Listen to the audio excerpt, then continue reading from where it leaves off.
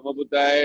जय भीम। साथियों, आप एक बार फिर हमारे साथ हमारे दम्मा वेब के फेसबुक माध्यम से आप जुड़ चुके हैं और आपका आपका बहुत बहुत धन्यवाद करते हैं, क्योंकि ये जो दम्मा वेब हमने पेज जो क्रिएट किया है, तो इसका मकसद सिर्फ है कि जो धम्मा का प्रचार और थ्रू वेनेबल डिफरेंट डिफरेंट कंट्री से और भारत से हमारे साथ जुड़ेंगे तो आपको ज़्यादा से ज़्यादा बुद्धा, धम्मा एंड संघा की जानकारी दे सकेंगे। सबसे पहले हम आपको कुछ जो आज जो प्रोग्राम की जो पूरी रूपरेखा है उसके बारे में हम बताएंगे आपको।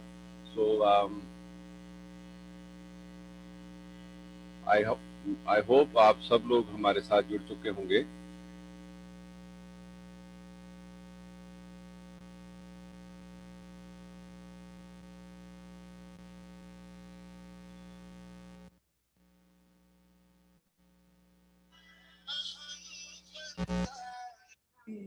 सबदा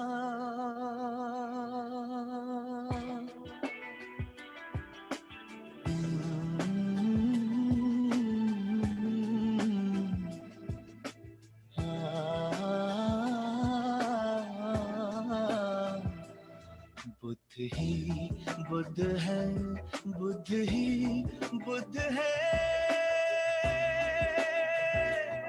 हर जगह हर समय वो सिद्ध है, वो सिद्ध है। बुद्ध ही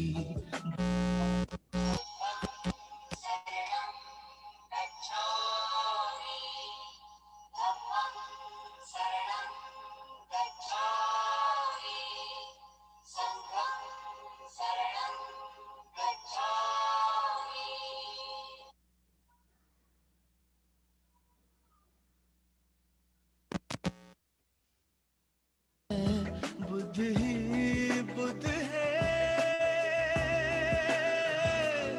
हर जगह हर समय वो सिद्ध है। तो जैसे आप देख रहे हैं हमारे साथ वेनेबल बदंत देवेंद्र थेरो जो भारत से श्रावस्ती उत्तर प्रदेश से हमारे साथ जुड़ चुके हैं। तो हम आज का जो धम्मा प्रवचन है वो उनसे हम आज लेंगे। अगर आपका कोई भी सवाल है आप हमें लाइव फ़ोन भी कर सकते हैं, जिसके लिए मैं आपको 2 नंबर देता हूं। जो पहला नंबर है वो 0014165780000 और जो दूसरा नंबर है वो है 004478867803331। ये दोनों नंबर पर आप हमारे साथ अगर कोई भी आपका सवाल हो आप कर सकते हैं। तो अभी हम सीधा ही श्रावस्ती उत्तर प्रदेश चलते हैं। सबसे पहले वेनेबल बनते नमो बुद्धाय, जय भीम। आपका बहुत बहुत स्वागत है बनते। और आज के जी आपका बहुत बहुत स्वागत है। और जी और हाँ जी ठीक नहीं है, साउंड तो है। बनते जी आवाज आ रही है। बनते जी आपको मेरी आवाज सुन रही है? आवाज सुन रही है, मेरी आवाज आपको आ रही है? हाँ बिल्कुल ठीक आ रही है बनते जी। Thank you. अच्छा बनते जी, सबसे पहले आपका बहुत बहुत स्वागत है ऑन धम्मा वेब। और ये धम्मा वेब हमने ये हमारे सहयोगी साथी जो एक पिछले 2 महीने से हमने ये एक चैनल शुरू किया है, जो हमारी एक पूरी टीम है जिसके अंदर हमारी जो टीम यूके से है, वहाँ से हमारे आदरणीय हरबंस बिरदी जी और कुशमिंदर कुमार जी और मनोहर बिरदी जी और हमारे साथ धर्मचंद महेश जी, ये हमारी यूके की टीम है। और कनाडा की टीम हमारे साथ परम कैंथ और सुरजीत बैंस और माई सेल्फ, ये हमारी एक टीम ने एक छोटा सा उपराला किया कि हर महीने के जो एवरी संडेज हैं वहाँ पे हम इस पे हम धम्मा का प्रचार करेंगे। और वेनेबल, सबसे पहले मैं आपको निवेदन करूंगा, हम प्रेयर से हम आज का जो प्रोग्राम जो उसकी शुरुआत करेंगे। सो इट्स ऑल योर बनते जी, प्लीज गो है।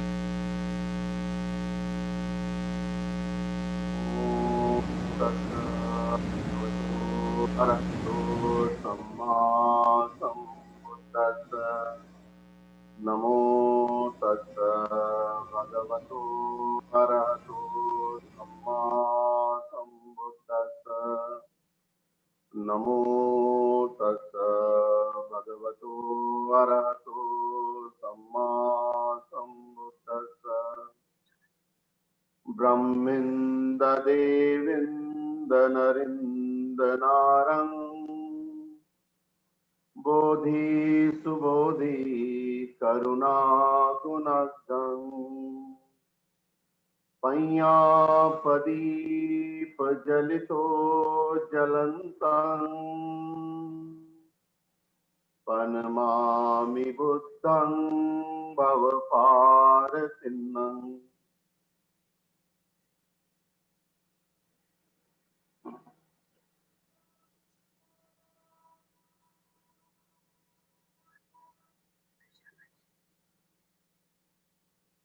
बनते, और मैं अभी आप हमारे साथ जो हरबंस बिरदी जी जो इंग्लैंड से जुड़े हैं, और मैं उनको निवेदन करूंगा कि वो बनते जी को इंट्रोड्यूस करेंगे। आदरणीय हरबंस बिरदी जी फ्रॉम यूके। भंते जी की सबसे बड़ी इंट्रोडक्शन तो यही है कि ये अपना घर, माँ बाप, भाई बहन सबको छोड़ के भगवान बुद्ध द्वारा दिए हुए 227 असूलों का पालन कर रहे हैं। मैं 3 महीने के खुद भी रहा था तो मुझे पता है। तो एक बहुत बड़ा त्याग है भंते का। तो जो भंते की परवज्जा हुई थी, जो सामनेर बने थे, तो वो एक बहुत महान जो भिक्षु थे उनसे हुई है। बाबा साहब ने जब 14 अक्टूबर 1956 को नागपुर में दीक्षा ली थी, तो जितने एक भिक्षु तो जो चंद्रामणि जी थे वो तो बर्मा से थे, और बाकी जो सब संगा था वो श्रीलंका के थे। और भंते प्रज्ञानंद जो उनमें सबसे उम्र में छोटे थे, तो भंते जी की जो सामनेर की परवज्या है वो उनसे हुई थी। और वो वहाँ सथीवर 70 साल जीवन में रहे। वो एक बहुत लंबा समय है। और 30 नवंबर 2017 को मैं भी उस वक्त लखनऊ में था, तो वो पर उनका निब्बाण हो गया। तो भंते जी उनकी उपसंपदा के बाद वो पंजाब में जो तक्षशिला महाविहार है वहाँ पर भी वो हेड रह चुके हैं। बिरदी साहब, थोड़ा वॉल्यूम थोड़ा आप थोड़ा हाई कर लीजिए अपनी। कम है? अच्छा, ठीक है। तो भंते जी पंजाब में जो तक्षशिला महाविहार है वहाँ पर भी हेड रहे। जब उसकी कंस्ट्रक्शन हो रही थी तो भी भंते जी वहाँ पर थे। और एक बार भंते जी हमारे यहाँ यूके भी आए हैं, लंदन देख चुके हैं। मुझे याद है, मैं और मेरी वाइफ हम दोनों कभी वो जो लंदन आई है उसमें नहीं गए थे। तो हमारे जो उपासक हैं भंते जी के, तो उन्होंने बुक करवाया, तो हमने भंते जी को वहाँ लंदन आई में भी लेकर गए। ऐसी बात नहीं है, भंते जी बड़े अच्छे खासे परिवार से ताल्लुकात रखते हैं। तो भंते जी अब शरावस्ती में जो जहाँ पे भगवान बुद्ध ने सबसे ज़्यादा अपनी ज़िंदगी का टाइम बताया था, तो अब वहाँ पर हैं। एक साइड पे भिक्षु संघ है और दूसरी साइड पे भिक्षुनी ट्रेनिंग सेंटर है, जो अब तक भारत में पहला है और एक है। तो भंते जी का जो त्याग है, जो ये एज अ यंग मॉन्क होते हुए बहुत काम कर रहे हैं। जब हम धम्म यात्रा गए थे यूके से 18 लोगों को लेकर मैं गया था, हम गए थे, तो भंते जी शुरू से लेके आखिर तक एक गाइड की तरह भी काम करते रहे कि हमें बहुत अच्छी तरह यहाँ यहाँ भी हम गए तो वहाँ वहाँ भंते हमारे साथ रहे। तो ये भंते जी की छोटी सी इंट्रोडक्शन है। तो अब भंते जी बहुत जोरों शोरों से धम्म का जो प्रचार है वो कर रहे हैं। Thank you. थैंक यू विद्य साहब, आपका बहुत बहुत धन्यवाद।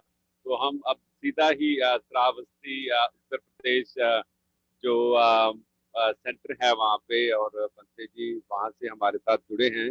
एंड जो एक ऑर्गेनाइजेशन को भी लीड कर रहे हैं, जो youngest Buddhist society of India, तो यूपी श्रावस्ती से। और बंते जी का बहुत एक्सपीरियंस है, जैसे बिल्डी साहब ने बोला भी है कि बंते जी पंजाब तक्षशिला महाबुद्ध विहार बनाने का भी बहुत बड़ा योगदान है। बहुत साल वहाँ पे रहे, इनकी देखरेख से जो तक्षशिला महाबुद्ध विहार का निर्माण भी हुआ है। और जो पहला जो वर्षावाद है वो भी पंजाब में है। वो सारी जानकारी हम धीरे धीरे बंते जी से लेंगे। तो एट द बिगिनिंग मैं शुरू से बंते जी से निवेदन करूंगा। सबसे पहले मैं बंते जी, मेरा एक सवाल ये है कि what is the meaning of Buddha? Buddha का मतलब क्या है? और उसके बाद फिर हम चलते हैं। धन्यवाद।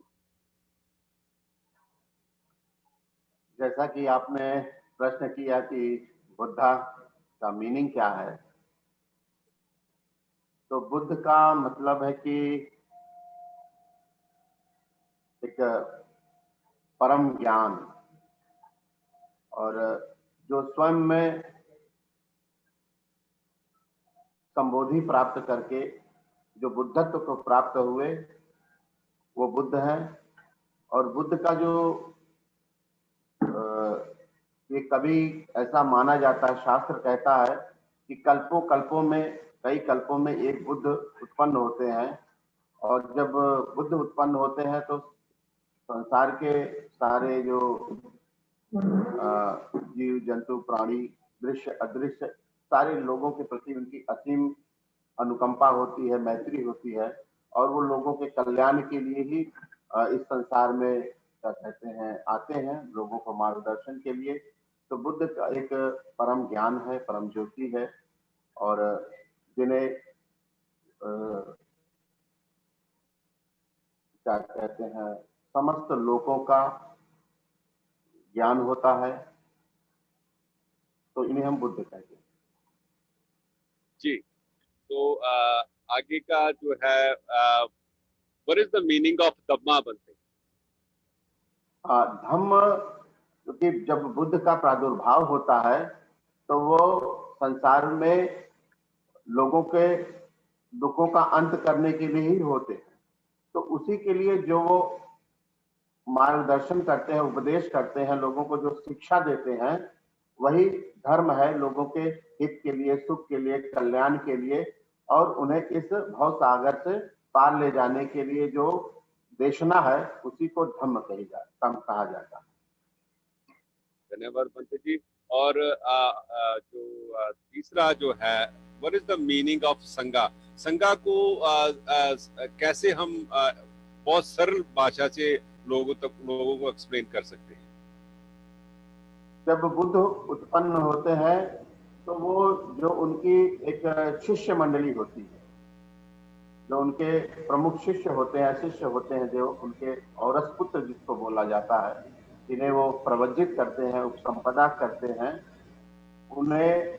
और संघ में ऐसा माना जाता है कि संघ आर्य श्रावक संघ होता है, आर्य लोगों का श्रावक संघ। आर्य का मतलब परम ज्ञानी, जो निरासक्त भाव से लोक कल्याण के निमित्त अपना जीवन यापन करते हैं, जो स्वयं अपनी मुक्ति जान करके दूसरों की मुक्ति की मार्ग प्रशस्त करते हैं। वो उनके द्वारा स्थापित भिक्षु संघ, भिक्षुनी संघ, और उसी प्रकार के जो श्रद्धावान धर्म में पके हुए उपासक उपासिका हैं, उनका भी जो उपासक संघ, उपासिका संघ, ये 4 प्रकार का भगवान ने संघ की अनुमोदना की है। तो इसी को संघ कहते हैं। संघ जो है लोक कल्याण के निमित्त ही संघ होता है, संघ आर्य श्रावक संघ है, उसमें 8 प्रकार के जो भगवान बुद्ध ने पुरुष पुद्गल बताए हैं, सोतापन, सक्रागामी, अनागामी और अरहत, ये चारों ही संघ के सदस्य होते हैं। तो इसमें मार्ग फल प्राप्त भी है और मार्ग फल लाभी भी होते हैं। इस प्रकार के 8 पुरुष पुद्गल जो बुद्ध ने कहे हैं, ये संघ के विषय में कहा। धन्यवाद बंते जी। और मैं अभी जानना चाहूंगा कि आप जैसे जो चीवर की एज गिनी जाती है जब एक भिक्षु बनता है, तो आपकी चीवर की एज क्या है वेनेबल? मेरे उपासक जी, मेरे चीवर की आयु जो है 17 वर्ष है। ठीक है। तो बंते जी, आपने जब दीक्षा ली थी, आपने कहाँ से या सामनेर आप कहाँ से बने से, उपसंपदा आपने कहाँ से ली थी, और आपके जो दम्मा गुरु थे वो कौन थे? तो थोड़ा उसके बारे में हमें जानकारी दीजिए। मेरी श्रामनेर की प्रवज्जा लखनऊ में हुई थी, जो एक ऐतिहासिक बुद्ध विहार सालदार पार्क, लाल कुआं, लखनऊ है, और जिसके जो है विहाराध्यक्ष और भिक्षु इंचार्ज भदंत का प्रज्ञान महास्थवित थे, उन्होंने ही मेरी श्रामनेर की भी प्रवज्जा की थी। और उसके बाद उन्हीं के द्वारा और साथ में पूज्य भंते भदंत चंद्रबोधी महाथेरो जो आपके यूके के थे, उनका बहुत योगदान था हमारी उपसंपदा और हमारे भिक्षु जो साथी मित्र थे भिक्षु, उनकी उपसंपदा कराने की, क्योंकि हम भंते से 2004 में ही जुड़ चुके थे। और उनका जो उद्देश्य था पंजाब में कि एक तक्षशिला महाबुद्ध विहार बना के जिस देश में एक भिक्षु प्रशिक्षण केंद्र स्थापित हो, तो हम उनके साथ जुड़ गए थे। और जब 2004 में तक्षशिला का भूमि पूजन हुआ था, तभी हम लोग थे, बस हम लोग श्रामनेर थे, तो भंते ने हम लोगों की उपसंपदा बोध गया में जो है कराई थी। उस समय 20 जो है महास्थविर और भिक्षु जो है उपस्थित थे, जिनके 10 वर्ष से अधिक का जीवन हो चुका था। तो हमारी उपसंपदा बोध गया में निरंजना नदी के तट के सामने ही एक बहुत प्राचीन बर्मीज बुद्ध विहार था, अभी भी है। वहां पे सीमा थी, पुरानी सीमा थी, उस सीमा में ही हम लोगों की उपसंपदा हुई थी। जी जी, धन्यवाद बंते जी। तो साथियों, मैं आपको बता दूं, आप हमारे साथ दम्मा वेब के पेज के ऊपर आप हमें लाइव देख रहे हैं, और हमारे साथ वेनेबल बंते देविंदर खैरो जो हमारे साथ जुड़े हैं श्रावस्ती से, तो हमें धम्मा प्रवचन दे रहे हैं और धम्म के बारे में जानकारी दे रहे हैं। तो बंते जी, जैसे आपने बताया कि जो तक्षशिला महाविहारा जो जब उसका निर्माण हो रहा था, तो आप वहाँ पे थे, तो आप सबसे पहले पंजाब में कहाँ और कब गए? हाँ, तो पंजाब में हम लोग गए थे आनंद बुद्ध विहार जो फिलौर में है, और वो फिलौर में बुद्ध विहार था। वहाँ के जो देखभाल करने वाले हम लोगों के जो अन्नदाता थे, बाबू गुरनाम चंद मल जी और उनका परिवार, उन लोगों का बड़ा धर्म भाव और बड़ा स्नेह रहा हम लोगों के ऊपर। मेरे ही ऊपर नहीं, वहाँ जितने भी भिक्षु आए उन सब के प्रति बाबूजी का जो योगदान था, मतलब सहयोग था, हर तरह से उन्होंने मदद की। और हम लोग उनकी अगर मदद नहीं होती, या हम लोगों का जो उनका सेवा भाव, भोजन दान, समर्पण, ये शायद ना होता, तो तक्षशिला का निर्माण इतना सरल नहीं हो जाता जितना सरल हुआ। तो उसके लिए बाबू गुरनाम चंद मल का बहुत कोटि धन्यवाद है, उनके पूरे परिवार का। जी, तो बंते जी, आप जो पहला वर्षावास आपका कहाँ हुआ, और पंजाब में आप कितनी देर रहे? मेरा पहला वर्षावास आनंद बुद्ध विहार फिलौर में ही हुआ, और मैं और मेरे मित्र बंते उपानंद, हम 2 भिक्षुओं ने वहाँ वर्षावास किया था। और तक्षशिला का हम लोग डेली, हम लोग सुबह 8 बजे तक्षशिला चले जाते थे, शाम को फिर 6 साढ़े 6 बजे जब लेबर खत्म हो जाती थी, फिर हम अपने विहार में आकर के जो अपना करते थे। तो सुबह बाबू गुरनाम चंद मल 6 बजे ही आ जाते थे, उनको ट्यूशन पंचील देना, उनको देशना करना और शाम को ध्यान करना, ये हम लोगों का एक रूटीन वर्क था। और हमारा जीवन का पहला वर्षावास था, और लेकिन हमारा बहुत अच्छा वर्षावास था, बिना किसी विघ्न बाधा के। हमें किसी चीज की वहाँ कमी नहीं पड़ी। और पंजाब के केवल बाबूजी नहीं बल्कि जो भी लोग थे वहाँ जुड़े, चाहे वो कनाडा से हो, चाहे यूके से हो, चाहे बनते चंदबोधी बनते जी के जितने भी सहयोगी थे, उस सारे लोगों ने बड़ी जो है हमें मदद की, जिसके कारण से हम लोगों ने वहाँ वर्षावास किया। जी, तो मैं अभी चलता हूँ हमारे आदरणीय हरबंस बिरदी जी, क्योंकि बिरदी साहब ने भी 2 महीने वो चीवर में रहे हैं और वो चीवर के बारे 3 महीने, सॉरी आई मेड मिस्टेक, तो 3 महीने वो चीवर में रहे हैं और थोड़ा समय उन्होंने चीवर में जो तक्षशिला में भी गुजारा है। तो मैं आदरणीय बिरदी साहब से बेनती करूंगा कि जो अगला सवाल है वो रखेंगे। बिरदी साहब को है। भंते जी, मेरा क्वेश्चन है कि जो हर इंसान है ना, वो मेहनत करता है, कोई भी चीज उसके पास होती है तो वो छोड़ना बहुत कठिन होता है, बहुत मुश्किल होता है। तो जो जो जो दान है, किसी भी तरह का दान हो, दान कितने प्रकार के होते हैं और दान की क्या महत्वता है? क्योंकि भारत में कुछ लोग, कुछ स्टेटों में कह लो या लोगों में कह लो, दान भावना की इतनी दान भावना नहीं है। तो ये दान का क्या महत्व है बौद्ध धर्म में? दान क्यों देना चाहिए और क्या सबसे अच्छा दान कौन सा है? बहुत अच्छा प्रश्न किया आपने विरजी जी। दान तो जो हमारे भगवान बुद्ध जो बुद्ध बनने के लिए या बोधिसत्व बनने के लिए जो 10 पारमिता बताई गई हैं, उनमें सबसे पहली पारमिता जो पूर्ण करनी होती है वो दान की ही पारमिता। बिना दान की पारमिता पूर्ण किए और आगे की सीढ़ी आप पारमिता पूरी कर ही नहीं सकते। इसलिए कि बहुत वो है कि दान की पारमिता आपकी पूरी होनी चाहिए। दूसरा, दान जो है वो एक प्रकार के त्याग का प्रतीक है। जो व्यक्ति छोटी छोटी वस्तुओं का जो नश्वर है उनका अगर त्याग कर सकता है तो एक दिन संसार में क्या कहते हैं, इस पृथ्वी लोक के प्राणी जो इस लोक को भी हमें छोड़ के जाना है, इसका भी त्याग कर सकता है। इस शरीर का भी हमें त्याग करना है, तो इस शरीर के त्यागने में भी हमें कोई पीड़ा परेशानी या कष्ट नहीं होगा।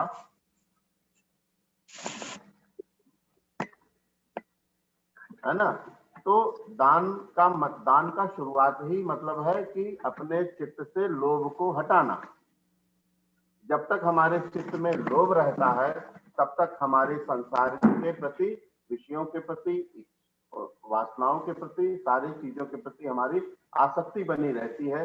इसलिए हमें जो नश्वर वस्तुएं हैं, नाशवान है, उनका त्याग करके, छोटा छोटा त्याग करते हुए हमें अपनी पारमिता को पूर्ण करना चाहिए, तो हमारी दान की पारमिता पूर्ण हो जाती है। बाकी रही चीज कि जो दान के प्रकार हैं, दान के वैसे तो बहुत सारे प्रकार भगवान बुद्ध ने बताए हैं, है ना? और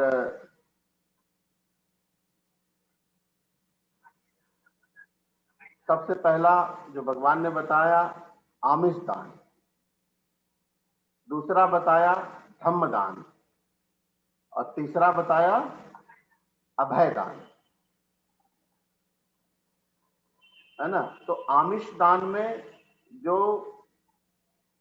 संसार में जिन्हें भोजन की आवश्यकता है उन्हें भोजन देना, जिन्हें वस्त्र की आवश्यकता है उन्हें वस्त्र देना, जिन्हें आवास की आवश्यकता है उन्हें आवास का दान देना, और जिन्हें कोई व्याधि रोग है उन्हें औषधि का दान देना, ये निरामिष दान है ना? उसके बाद जो है दूसरा दान अभय दान। अभय दान का मतलब होता है कि वो भगवान बुद्ध के धर्म में जो क्षमा है, या यूं कह सकते हैं जो करुणा है, उससे उत्पन्न हुआ है। हम अगर संसार में क्षमा का धर्म अगर हमने सीख लिया, हमने लोगों को क्षमा करना सीख लिया, अभय, है ना? तो हम क्या कहते हैं, अभय दान में प्राण के भी दान होते हैं। जैसे किसी ने पक्षी पकड़ लिया, हम उसको अगर छुड़ा करके उसका जीवन बचा लेते तो ये अभयदान कहलाता है। या जो पिंजड़े में जो बेचने के लिए जा रहे हैं उनको हमने खरीद करके उन्हें हमने आजाद कर दिया, तो ये जो है हमारा अभयदान है, उन्हें हमने जीवन दिया। थाईलैंड जहां वृद्धि जी आप प्रवजित हुए थे, उस देश में परंपरा है कि लोग समुद्र से या तालाब से जिंदी मछलियां खरीद लेते और वो 2 किलो 5 किलो जिसकी जितनी क्षमता होती है वो ले जाके एक बड़े तालाब में बड़े पानी में छोड़ देते, तो उन्हें वो जीवन दान देते। तो ऐसा बुद्ध शासन में कहा जाता है कि अगर हमने, भगवान बुद्ध की भी देशना है कि या दिशा वपति बीजन तादिशा लभते फलन, हम जैसा बीज बोते हैं वैसा ही हमें फल प्राप्त होता है। तो यदि हम दूसरे के प्राणों की रक्षा करते हैं तो हमारे भी प्राणों की रक्षा हो जाती है। तो ये हमारा जो है अभयदान। और जो तीसरा है धम्मदान। धम्मदान का मतलब है कि जो संसार में भटके हुए लोग, जो अज्ञानता में, मूढ़ता में, कर्मकांड में, पाखंड में, इन सब व्याधियों से, इन सब पीड़ा परेशानी से घिरे हुए हैं, उनको सन्मार्ग पे ले आना, सद्धर्म की शिक्षा देना और उन्हें बता करके उनके दुखों का अंत करना ही धम्मदान होता है। भगवान बुद्ध ने भी कहा कि सब दानं धम्मदानं जिनाति, सभी दान में धर्मदान ही श्रेष्ठ है। तो इसलिए व्यक्ति को, भटके हुए को रास्ता दिखाना ही क्या कहते हैं, अंधे को रोशनी देना, या यूं कह लीजिए। तो इस तरह का धर्मदान है। तो यही 3 महत्वपूर्ण दान भगवान बुद्ध ने कहे हैं। और भी बहुत प्रकार के दान हैं, किंतु ये महत्वपूर्ण में मुख्य है। साधु साधु साधु। और बंते जी, जैसे हमने आपके बारे में थोड़ा जाना है, आप यूपी में बहन जी मायावती जी के साथ भी उन्होंने एक शांतिवन जैसे बुद्ध विहार की निर्माण किया था वहाँ पे। और आप और आपका क्या वहाँ पे रोल था, और थोड़ा उसके बारे में भी बताइए। जी, माननीय बहन जी ने जब उनकी 2007 में लखनऊ में सत्ता आई तो उन्होंने जो है बहुत सारे हमारे महापुरुषों के जीवन से जुड़े हुए तमाम स्मारकों के निर्माण कराए। उसी में कड़ी में एक उन्होंने बौद्ध विहार शांति उपवन का भी एक निर्माण कराया, जो लगभग 2.5 किलोमीटर लंबा एरिया में था और 200 मतलब एकड़ में 90 एकड़ में था। बीघा में 200 था और 90 एकड़ में था। वो बिहार की स्थापना उन्होंने की थी। और जो एक उन्होंने संस्थान बनाया था जो बौद्ध धर्म के प्रचार प्रसार और शिक्षा दीक्षा के लिए काम कर सके, उसका नाम था अंतरराष्ट्रीय बौद्ध शोध संस्थान। वो पहले कभी आचार्य नरेंद्र देव बौद्ध शोध संस्थान के नाम से था, तो आचार्य नरेंद्र देव के नाम से उतने काम नहीं हो पाता था, इसलिए बहन जी ने उसको अंतरराष्ट्रीय बौद्ध शोध संस्थान बनाया। उसमें मुझे उपाध्यक्ष पद पे उन्होंने वहां नियुक्त किया और 2009 से लेकर के 2014 तक का हमारा कार्यकाल रहा। हमने लगभग उत्तर प्रदेश के समस्त जनपद, जिले और उत्तर प्रदेश से बाहर भी कई राज्यों में धर्म के कारवां को हमने आगे बढ़ाने का प्रयत्न किया और हम लोग सफल रहे। जी जी, तो मैं अभी चलता हूँ आदरणीय वृद्धि साहब से। उनका अगला सवाल उनकी तरफ से है। भंते, आप यूके आए थे। हम लोग तो 50 साल से भी ऊपर यहाँ यूके में रहते हैं, अंग्रेज़ों में रहते हैं। तो आप थोड़ा सा अपना एक्सपीरियंस बताएं कि जब आप यूके में आए थे तो आपका कैसा एक्सपीरियंस रहा कि लोग भारत से हजारों मील दूर आकर कैसे रहते हैं? आपको कैसा लगा उनका रहने का ढंग सब? जी विजय जी, पहले तो मैं आपको और आपके जो यूके की संस्था है, पंजाब बुद्धिस्ट सोसाइटी यूके, मैं उन्हीं के आमंत्रण पे जो है लंदन आने का, मुझे यूके आने का अवसर प्राप्त हुआ। और यूके में जो पंजाब बुद्धिस्ट सोसाइटी का यूके का ही बुद्ध विहार था, जो है वो वुल्वरहैम्पटन में, हाँ। तो उसमें ही मुझे रहने का मौका मिला। और वहां बनते तेजवंत जो कुशीनगर के थे, उनके सानिध्य में रह के मुझे कुछ रहने का मौका मिला। और बाद में फिर मैं क्या कहते हैं, जब यहाँ लंदन आप लोगों के यहाँ आया, तो जो मेरे पुराने जानने वाले उपासक थे, सभी लोगों ने मुझे आमंत्रित किया, विशेष तौर से अपने विरदी जी और इनका परिवार, साथ ही रामपाल राही जी और सुमित्रा चहल और बख्शी विरदी और क्या कहते हैं मिलिंद, ऐसे बहुत सारे फैमिली है ना के घरों में मुझे जाने का अवसर मिला। और इन्हीं लोगों के साथ मुझे जो है पूरा लंदन घूमने का भी मिला। जैसा विरदी जी ने जिक्र किया था कि ये खुद लंदन में रह के लंदन आई नहीं देखे थे, और मुझे जो है इन्हें भी मौका मिला, तो निस्संदेह हमने वो देखा, वहाँ की पार्लियामेंट देखी। और मुझे वो पार्क विरदी जी ने दिखाया जहाँ भगवान बुद्ध का जो शांति स्तूप जो है अंग्रेजों ने बनाया है, जिसमें भगवान बुद्ध के जो चारों तीर्थ स्थल हैं, जो उनके लुम्बिनी और सारनाथ, बोध गया, कुशीनगर, ये चारों जो प्रकार की जो मुद्राओं की स्टैचू है वहां लगी है, वो बहुत सुंदर है। साथ ही मुझे जो महारानी का महल और उनका जो वो सब देखने को मिला, तो बहुत कुछ मैंने वहां देखा। और फिलौर क्या कहते हैं वुल्वरहैम्पटन में भी रह के मैं चानन चहल जी और क्या नाम से अपने वो कौन सी मैडम, हाँ बलवंत सरोय, मतलब करीब करीब जितने पंजाब में मुझे मिले थे, जानने वाले थे, मुझे जब सुने कि मैं आया हूँ, तो वो लोगों ने मुझे भोजन दान के लिए आमंत्रित किया।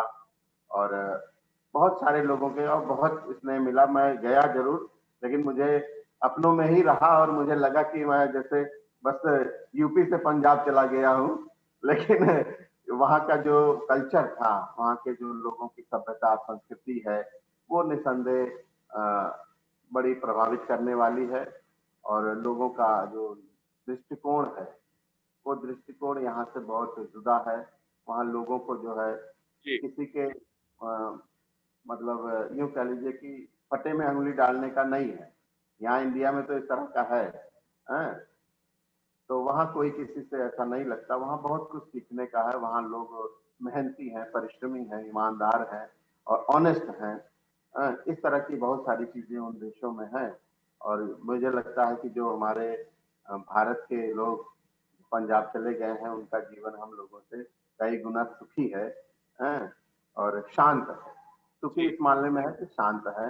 उन्हें बेकार के मुकदमे नहीं है, उनके ऊपर कोई अनलीगल आरोप नहीं है, कोई प्रताड़ना नहीं है, कोई जाति भेद नहीं है, कोई उनके ऊपर जो है लूट खसोट या इस तरह का बलात् नहीं है। उन्हें भय नहीं है कि मुझे कोई समूह मार देगा या कुछ कर देगा। मॉब लिंचिंग जैसा देश में फैला हुआ है, इस तरह की चीजें नहीं, आप ये नहीं खा सकते, आप वो नहीं खा सकते, है ना। तो ऐसा कुछ नहीं है। वहाँ पूर्णतः व्यक्ति स्वतंत्र है। हम आजाद देश में रह करके भी कहीं न कहीं मानसिक रूप से गुलाम हैं, किसी व्यवस्था के हम शिकार हैं। इस बात का जो है हम भारतीयों को पीड़ा है। थैंक यू बाली जी। मैं भत्ते की बात में एडिशन करना चाहता हूँ कि जो इन्होंने कहा कि जो भगवान बुद्ध का पीस पगोडा है, वो एक बहुत महत्वपूर्ण जगह है।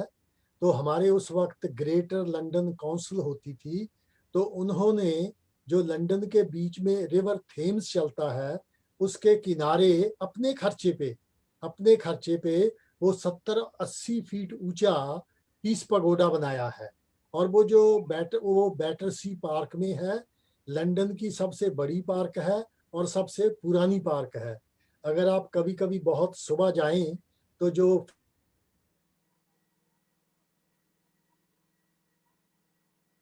जी,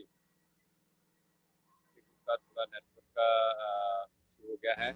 और बंते जी अभी हम चलते हैं। आपने लगभग दो दो और तीन तीन साल आपने जैसे बोला कि पंजाब में आप रहे, तो जो पहला, हाँ जी, पहला वर्षावाद आपने वहां पे किया। और मैं जानना चाहता हूँ कि आपकी पंजाब के बारे में क्या फीलिंग है, क्योंकि वहां पे हमें जानकारी मिली है 20 से ज्यादा वहां पे बुद्ध विहार हैं। और आपको क्योंकि जब हम इतिहास पढ़ते हैं तो अ, बहुत बहुत ज्यादा बुद्ध विहार होया करते थे। और अभी आप कहाँ देखते हैं कि पंजाब के लोग क्या बुद्ध की ओर चल पड़े हैं? और क्या आपका क्या संदेश है पंजाबियों के लिए? बाली जी, आपने अच्छा सवाल किया। पहले तो मैं आपको बता दूं, मैंने 2005 से लेकर के 2009 तक पंजाब में वर्षावास किए। तो मैंने 4 वर्षावास वहां किए। और तक्षशिला बुद्ध विहार के जो ओपनिंग थी वो अक्टूबर 2006 में थी। 6 अक्टूबर 2006 में थी। उसके बाद से तक्षशिला प्रॉपर रन करने लगा। और हम सारे लोगों को बड़ी खुशी थी कि वहाँ जो है देखो ट्रेनिंग सेंटर का संचालन हो रहा है। और वो एक बड़ा अच्छा काम था। रही चीज कि पंजाब के लोगों में धर्म के प्रति श्रद्धा तो बहुत है,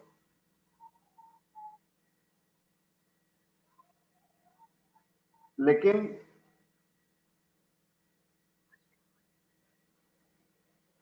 जी, सॉरी सॉरी आप कंटिन्यू कीजिए बंते जी। बते कंटिन्यू प्लीज। ओके। तो पंजाब के लोगों में श्रद्धा तो बहुत है, उनमें दान देने की प्रवृत्ति, भोजन के लिए तो पूछिए ही मत, किसी के द्वार पे चले जाइए, है ना, चाहे वो किसी भी जाति को हो, किसी भी धर्म को मानने वाला हो, इतनी श्रद्धा मुझे नहीं लगता कि भारत के किसी और स्टेट में लोगों के प्रति या साधु के प्रति होती। वहां हम भले ही हमें लोग बब्बे कहते थे, हैं, कोई मुझे भंते नहीं जानता था।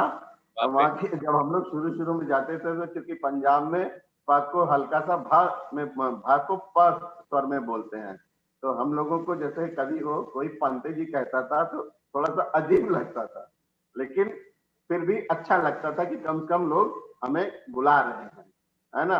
और जो नॉन बुद्धिस्ट थे वो बब्बा जी कहते थे, बब्बे, है ना, तुसी की लोगे जी, है। तो ऐसा कुछ बोलते थे, लेकिन बहुत अच्छा लगता था। और किसी के दरवाजे जाइए, सारे लोग बड़ा आदर सत्कार सम्मान करते थे। तो पंजाब जैसे खेती के मामले में बहुत उपजाऊ है, वैसे ही धर्म के क्षेत्र में भी बहुत उपजाऊ, बहुत फर्टिलाइजर लैंड है। बस हमें उसको जो है एक आयाम देना है, एक दिशा देनी। और शायद जो है ये पंजाब में रहने वाले लोग इस बात को नहीं सोच रहे हैं, पंजाब से जो बाहर रह रहे लोग हैं वो इस चीज को ज्यादा सोच रहे हैं। और उन्हीं की देन है कि आज पंजाब में बौद्ध धर्म दिखाई देता है। जितने भी बड़े बुद्ध विहार हो या छोटे बुद्ध विहार हो, वो बाहर के ही लोगों ने बनाए। वहां के स्थानीय वहां के स्थानीय लोगों ने बहुत योगदान नहीं किया। मुझे लगता है कि एक भूटा मंडी का जो बुद्ध विहार होगा, जो सबसे पहला बुद्ध विहार है, उसमें स्थानीय लोगों ने जो कुछ योगदान दिया हो, है ना। उसके अलावा स्थानीय लोगों का कम से कम योगदान है, बाहर के लोगों का ही सबसे ज्यादा योगदान। और पंजाब में हम अभी तक लोगों को सही मामले में बुद्धिज्म नहीं समझा पाए। और उसकी एक प्रमुख वजह है कि जो जिन कम्युनिटी में जिन लोगों ने भारत में बौद्ध धर्म स्वीकार किया, उन धर्म के पास जो यूपी हो, महाराष्ट्र हो या इन हो, ये लोगों ने अपने पुरानी परंपरा के या चीजों को छोड़ करके भारत के जो बाबा साहब का संकल्प था, बुद्धमय भारत का संकल्प, उस संकल्प को उन लोगों ने दृढ़ता से स्वीकार किया। पंजाब में लोग जय भीम तो बोलते हैं, सब कुछ करते हैं, लेकिन अभी भी वहां जो संत गुरु रविदास जी के जो बल्ले वाले संत हैं, उनका प्रभाव थोड़ा ना थोड़ा पंजाब में है। इस वजह से उनके पास जो है दुविधा है। और शायद भिक्षु संघ, चूंकि पंजाब में मुझे मेरी जानकारी में 3 ही भिक्षु आज तक पूरे, एक हमारे जो गुजर गए बुजुर्ग भंते जगतानंद जी, अब नहीं रहे। दूसरा, हम लोगों ने बहुत प्रयास करके जो जिनका पुराना नाम जो है चरणदास पटवारी था, जो उधर फगवाड़ा के थे, दिल्ली जी अच्छे से जानते हैं, उन्होंने चीवर लिया और वो अभी भी हैं, बुजुर्ग हैं, बहुत बूढ़े हैं। और तीसरे आपके यूके में जो भंते बन गए हैं, क्या नाम था उनका? अभी प्रसन्नो। अभी प्रसन्नो। पंजाब से अब तक 3 ही बुजुर्ग भिक्षु बने हैं। तो जब तक पंजाब में कोई युवा और जब तक उसको नहीं आएगा, तब तक हम पंजाब में पूर्णतः जो है धर्म को प्रचार प्रसार में हम सफल नहीं हो पाएंगे। तो इसलिए पंजाब के लोगों में अभी भी वहां पंजाब में बाहर के ही भिक्षु जाकर के काम कर रहे हैं। तो बाहर के भिक्षु और अपना भिक्षु में थोड़ा अंतर होता है। तो जिसके कारण से हम बिहार तो बना ले रहे हैं, कुछ बिहार में भिक्षु हैं, कुछ बिहार खाली भी हैं, लेकिन जब तक हम इंकरेज नहीं करते पंजाब के जो बच्चे हैं, उन लोगों को, युवा हैं जो धर्म में लगे हुए हैं, तब तक हम पूर्णतः सफलता नहीं प्राप्त कर पाएंगे। निस्संदेह पंजाब में बौद्ध धर्म के प्रचार प्रसार की बहुत संभावना है और वहां सपोर्ट करने के लिए बहुत सारे लोग हैं, मौजूद हैं। बाहर के लोग एक एक व्यक्ति ही पूरे बिहार का खर्चा उठाने को तैयार है। ये तो मैंने देखा है ना, तक्षशिला बनाते समय इतना पैसा लगा है, मुझे लगता है कि मेरे हाथ से 1 करोड़ 65 लाख रुपया मेरे ही हाथों से खर्चा हुआ और एक एक कमरा वहां के लोगों ने, सारे लोगों ने बना दिया, है ना। और तो ये बड़ा उनका दान है। धम्मा हॉल देखिए, गेट का दान, मतलब किसी चीज के लिए वहां भोजन दान, किसी चीज की कोई कमी नहीं है। बस कमी है तो केवल क्या नाम से नौजवान लोगों को धर्म के प्रति प्रेरित करने की, उन्हें जगाने की, उन्हें धर्म में लाने की, इसके लिए प्रेरित है। क्योंकि पंजाब में एक जो छोटी सी बुराई है, जिसको छोटी नहीं हम बहुत बड़ी कह सकते हैं, कि जो पंजाब में एक नशा है ना, वो उससे हम अगर मुक्त करा पाए अपने समाज को, तो हमारा जो है धर्म और जो है मिशन दोनों फल फूल सकता है। तो ये सारी चीजें हैं पंजाब में। जी जी, बहुत बहुत धन्यवाद बेनबो।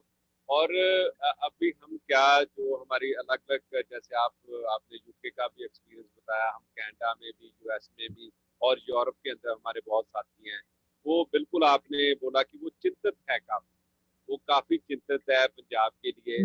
और आप, जब हमने तक्षशिला का निर्माण किया था, तक्षशिला को हम एक सीमा का भी रूप दिया, जहाँ से यंगस्टर भिक्षु ट्रेनिंग सेंटर भी हमने चलाया। तो ये सारा जो बातें हैं, हम इसको पूरा ग्राउंड लेवल के ऊपर लेके आना चाहते हैं। तो आपका क्या सुझाव रहेगा कि कैसे उसको, ये सारी चीजें, और जो कैसे आपने बताया कि पंजाब के अंदर सिर्फ अगर हम देखें तो 3 ही, आपने बंते जी का नाम लिया, बंते जगतानंद और चरणदास जो पटवारी जी जो हैं, और अभी प्रसन्न जो अभी यूके में हैं, जो 3 ही हैं। तो आप कैसे उन लोगों को, हम कैसे इन लोगों को ग्राउंड पे, आपका क्या संदेश है कि कैसे हम यंगस्टर को एक्साइट करें, जहाँ हमारे जो कुछ लोग रिटायर भी हैं, घरों में बैठे हैं, कोई इतना ज्यादा उनका एक्टिविटीज नहीं है, तो आपका क्या संदेश है कि वो लोग जाएं और इसके अंदर शामिल हो आप, और भिक्षु संघ रामनेर से शुरू करके भिक्षु संघ तक जाएं? देखिए, अभी तक्षशिला में एक्टिविटी चल रही है। पंजाब के बुद्ध विहारों में सबसे ज्यादा अगर कोई एक्टिविटी चलती रही शुरू से अब तक, तो वो तक्षशिला बुद्ध विहार की एक्टिविटी। बीच में थोड़ा सा उसमें ब्रेक लगा था किसी कारणवश, कुछ लोगों का इंटरफेरेंस था, जिसके कारण से थोड़ा सा काम रुक गया था। लेकिन जैसे अभी वहां देखा आपने आपने लाइव किया था, वहां जो है भिक्षु भिक्षुनी का प्रशिक्षण का शिविर चला और वहां सभी पंजाब के लोगों ने ही वहां भोजन की, रहने की सारी व्यवस्थाएं की और वो लोगों ने सेवा की, देखा, सब कुछ किया, उनके अंदर निसंदेह प्रेरणा जागी। ऐसे ही जब हम इस तरह के कार्यक्रम आयोजित करेंगे तो वहां के बच्चे बच्चियां, पुरुषों में, महिलाओं में, है ना, ये उत्पन्न होगा, उत्साह जागेगा कि मुझे भी, मैं भी क्यों ना 10 दिन के लिए बनूं। जैसे विरदी जी 2 महीने के लिए बने, इनके साथ रत्तू साहब थे, वो, है ना, उम्र उनकी ज्यादा थी, उठना बैठना मुश्किल था, लेकिन वो विरदी जी की प्रेरणा से थाईलैंड में जाके प्रवचित हुए, है ना। तो जब रत्तू जैसे बुजुर्ग आदमी, घुटना जिनका खराब हो, उठना बैठना मुश्किल हो, वो प्रवचित हो सकते हैं। तो जब ये प्रशिक्षण शिविर आयोजित किए जाएंगे, इनमें जो देशनाएं होंगी, धर्म और विनय सिखाया जाएगा, इनको जो सुनेंगे, देखेंगे, सेवा करेंगे, तो उनके अंदर भी भिक्षु भिक्षुनी बनने की इच्छा उत्पन्न होगी। और जब इच्छा उत्पन्न होगी तो पहले वो 10 दिन के लिए बनेंगे, फिर उनको धर्म का संवेग उत्पन्न होगा, धर्म का भाव जागेगा, तो फिर वो क्या नाम से 1 महीने के लिए भी हो सकते हैं। उसी में से जो प्रवचित होंगे तो कोई आजीवन भी हो सकता है ना। तो ये जो एक्टिविटी है, जो शुरू हुई है, ये पंजाब में रुकनी नहीं चाहिए। इसके लिए हम सारे लोगों को पूरा सपोर्ट करना चाहिए। यही एक मॉडल है जो हम लोगों को पेश करके लोगों को अपनी तरफ आकर्षित कर सकते हैं, भिक्षु भिक्षुनी बनने के लिए इंकरेज कर सकते हैं। जी, बिल्कुल बिल्कुल आपने सही बोला बंते जी, क्योंकि एक्टिविटीज आल्सो एक्साइट पीपल, क्योंकि जब लोग बुद्ध विहार से जुड़ेंगे, आएंगे और उसको उसका जो जो भी कार्यक्रम में शामिल होंगे तो उनका प्रभाव और भी ज्यादा पड़ेगा। तो बंते जी, अगला सवाल जो वो मेरी तरफ से है, वो सवाल बहुत सारे लोग उसके बारे में कंफ्यूजिंग अपनी जो जानकारी रखते हैं।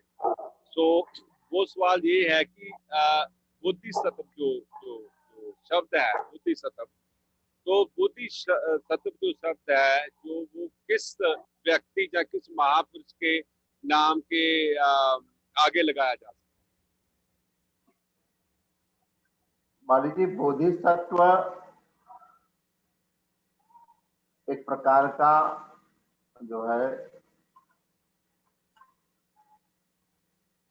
पारमिता की तरह से है। साधारण मनुष्य बोधिसत्व नहीं हो सकता। बोधिसत्व हम उसी को कह सकते हैं जो जिसके अंदर बुद्धांकुर है और जो बुद्ध बनने के रास्ते पे सतत प्रयत्नशील है, अभ्यास कर रहा है, जो प्रैक्टिस कर रहा है, जो धर्म के अभ्यास में लगा हुआ है और उसके लिए वो अपने हानि, अपने लाभ की चिंता नहीं करता। समाज में जो निंदा प्रशंसा है, इससे दूर होता है। उसका केवल एक ही लक्ष्य होता है कि लोक कल्याण। लोक कल्याण, जो समाज में दबे कुचले, पीड़ित, शोषित, है ना, असहाय, इस तरह के जो लोग हैं जिनके हक और अधिकार छीन लिए गए हैं, वंचित हैं, उनके लिए अपने प्राणों तक की बाजी लगा करके उन्हें हक और अधिकार, न्याय दिलाता है, उस व्यक्ति को हम बोधिसत्व कहते हैं।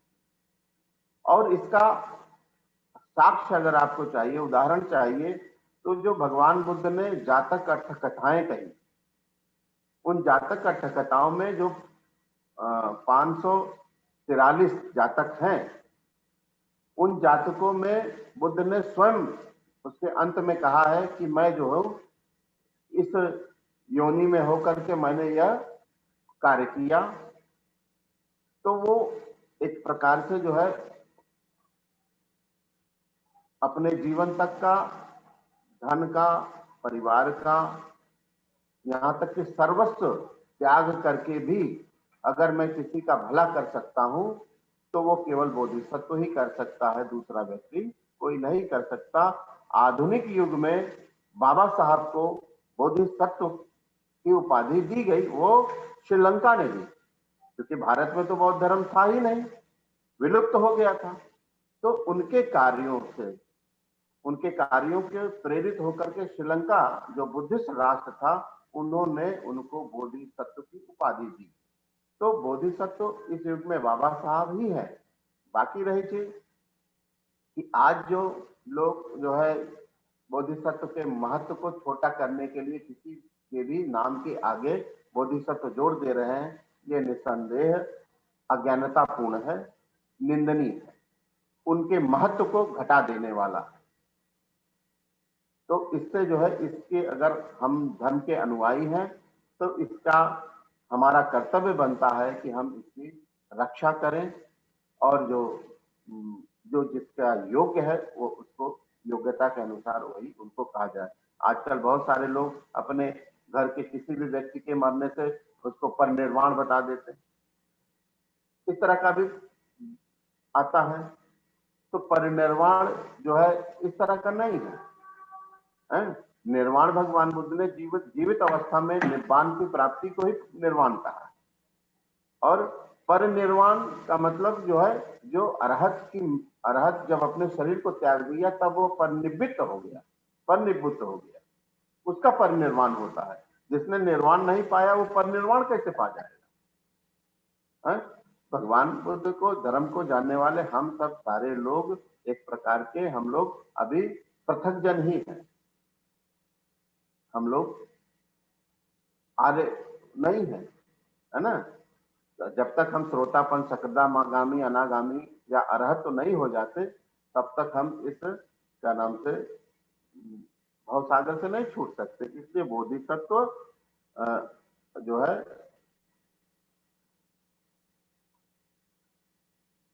परम क्या नाम से त्यागी और क्या नाम से परम ज्ञानी व्यक्ति ही हो सकता है, साधारण व्यक्ति बोधिसत्व नहीं।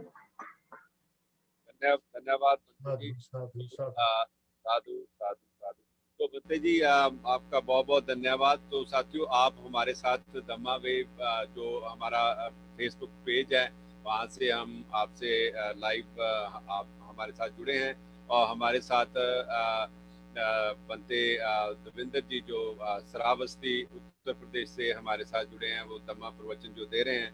तो मैं हमारी जो हमारी टीम है, जो इसको प्रोग्राम को हर संडे आपके सामने लाने का जो सहयोग करती है, तो उसमें से आदरणीय हरबंस विरदी जी जो यूके से, और खुशविंदर कुमार जी, मनोहर विरदी जी और धर्मचंद मेहे जी, और जो हमारी कैनेडा की टीम है उसमें से परम कैंच जी और सुरजीत बैंस और महेंद्र सलन, जो हमारे जो सहयोगी हैं जो कैनेडा से, जो सभी के सहयोग से ये हम हर संडे जो धम्मा टॉक जो ऑन धम्मा वेव के ऊपर हम आपके सामने लेके आएंगे। अगर आपका कोई भी सवाल है, आप हमारे 2 नंबर जो हैं उसके ऊपर आप हमको सवाल भी कर सकते हैं बंते जी के लिए।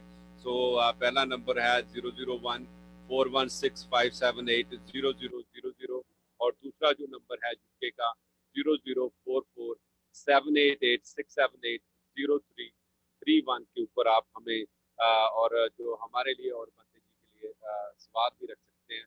तो मैं अभी चाहता हूँ विरदी साहब यूके से, तो जो नेक्स्ट जो सवाल विरदी साहब की तरफ से है। हाँ भंते जी, ये दुनिया में बहुत तरह के लोग हैं, लेकिन आप इसको हमें कैसे समझाओगे कि दुनिया में कितने तरह के इंसान होते हैं?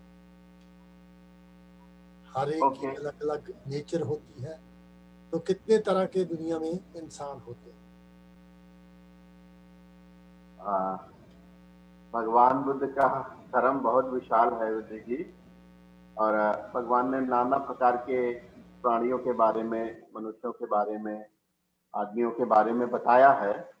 तो चूंकि इतना समय मेरे पास नहीं है, फिर भी मैं आपको एक संक्षिप्त सा बताता हूँ कि भगवान बुद्ध मनुष्यों के बारे में बताते हैं कि 4 प्रकार के मनुष्य इस लोक में पाए जाते हैं। एक वो व्यक्ति होता है जो अंधेरे में पैदा होता है और अंधेरे की ओर जाता है, अंधेरे में ही मतलब पैदा होता है और अंधेरे में ही मर जाता है, साधारणता समझे। दूसरा व्यक्ति होता है कि जो अंधेरे में पैदा होता है लेकिन वो उजाले की ओर जाता है।